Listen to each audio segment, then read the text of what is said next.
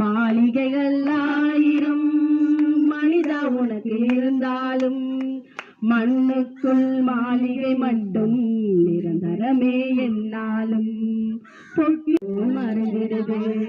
மரணத்துக்கு அப்பால வாழ்க்கை ஒன்று இருக்குது. மனத்தின் கெட்ட குணங்கள் தான் அந்த வாழ்வு கெடுக்குது. மரணத்திற்கு அப்பால வாழ்க்கை ஒன்று இருக்குது.